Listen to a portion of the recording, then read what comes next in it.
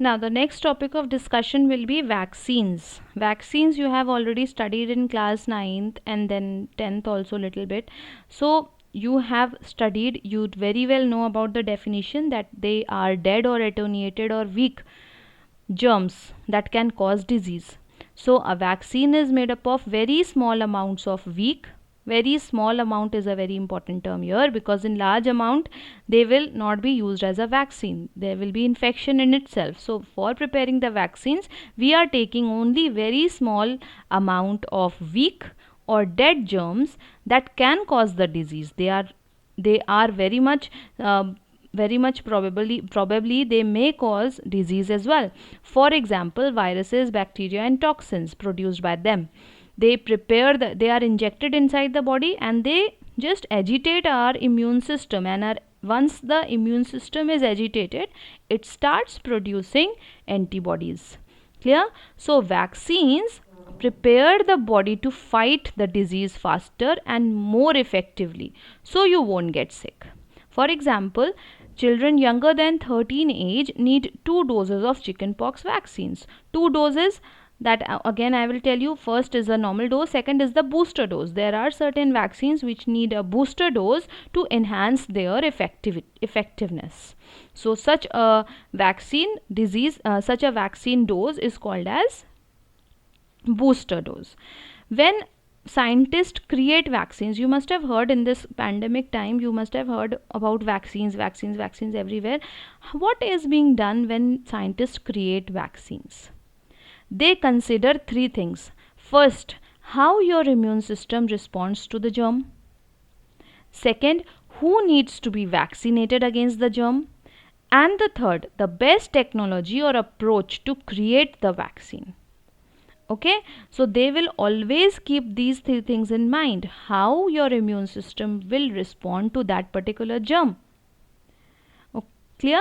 There may be, like, if we are injecting any vaccine and that body is responding adversely and giving you some other kind of disease, so that substance cannot be used as a vaccine without undergoing proper testing, proper experimentation.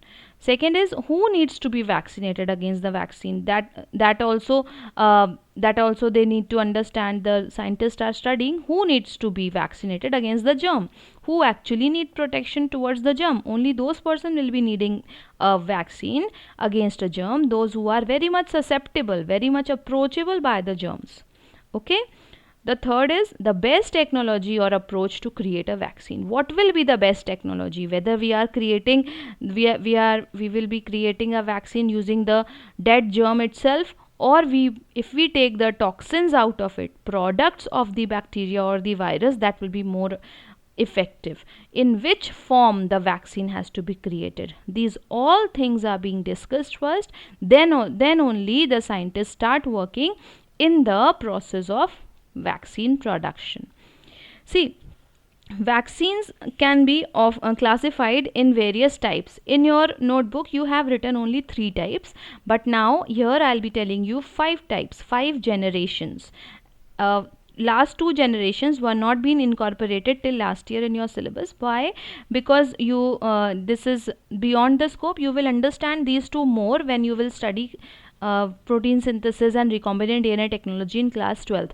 But you should know that these are the types. So you will incorporate these 2 points in your notes also. So when we talk about the types of vaccine, the first type, we divide them on the basis of generation, like first generation, second generation, third generation, fourth generation and fifth generation.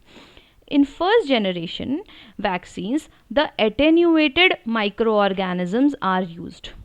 That is the most primitive, most introductory type of vaccine, primitive type of vaccine. When we have just started making the vaccines, at that time what the scientists were using, they were using attenuated, that means heat killed. Attenuated means heat killed, heat sensitized microorganisms like virus or bacteria. For example, in Salk's vaccine, you have studied about Salk's vaccine, SAL, where L is silent. Salk's vaccine, which is for polio, that is being used that is can be an example that can be an example of the first generation vaccine. Other examples can be influenza, measles, mumps, rabies, rotavirus, rubella, tuberculosis, varicella, yellow fever, zoster, typhoid, whatever you can think of, they are all attenuated microorganisms. That is the first generation. Now the second generation. Second generations are inactivated microorganisms. Here the microorganisms are actually inactivated. They are not actually killed. They are just in inactive form. Like for example, cholera, hepatitis A, influenza, pertussis, plague, polio and typhoid.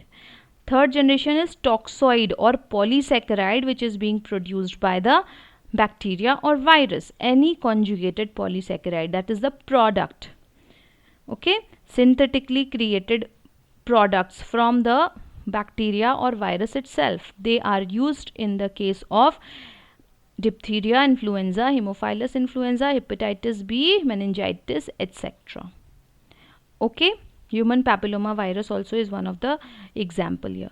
Fourth generation will be subunit by recombinant DNA technology. It is a more recent kind of vaccine generation, and hepatitis B vaccine and human papilloma virus HPV vaccine has been created using this technology. Here the recombinant DNA technology, two types of DNA have been joined to produce an effect, to produce a product, and that product is used as a vaccine. So that is, you need to classify it in that fourth generation. Clear? Now the fifth generation. Fifth generation means reverse vaccinology, and using this technique, scientists are still working on it. They have not actually got any success, but they are still working, and the target diseases they will be giving protection will be probably AIDS, cancer, dengue, fever, malaria. These are the very important diseases against which we do not have any medicine or this vaccine ready. So scientists are working on production of AIDS vaccine by using reverse vaccinology technique. I will tell you what is reverse vaccinology technique a little bit. See what happens. Here you can see the diagram of DNA. This is the genes which are having some colored portion. These colored portions are genes which are taken from any other organism. So these are the recombinant DNA. Now the recombinant DNA will be, DNA is actually responsible for the production of protein. So these artificially created DNA, these recombinant DNA library will produce certain kind of protein. These proteins are produced in the laboratory, and then these proteins, these are actually the products of the recombinant DNA. These proteins are isolated and injected into the into mouse or any organism for testing, to check whether these proteins are capable of giving immunity to animals or a particular strain of person or strain of animal organism or not. Okay, so this is reverse vaccinology. Because we do not, why it is called reverse? Because generally what happens, we are taking the bacteria only, we are taking the heat killed bacteria only, but here we are isolating the protein or the product formed from that particular bacteria or virus. What are actually they doing? So first we are letting them do their work. They have, when they have produced the proteins or products, we isolate those products which have been given rise by the virus. Virus will form some protein, we will extract that protein and allow that protein to be used as a vaccine. Clear? So here it is, because we are working in a reverse manner, we are studying the proteins isolated, and then we can find out what were the genes present in the virus. So we are actually doing it in a reverse manner, so the name is given as reverse vaccinology. Okay, the notes are not there. I will give you the notes of this particular portion. I hope this much conceptual thing is okay for today. We shall be continuing in the next class. Meanwhile, you start completing your notes and start submitting your notes. Okay, thank you.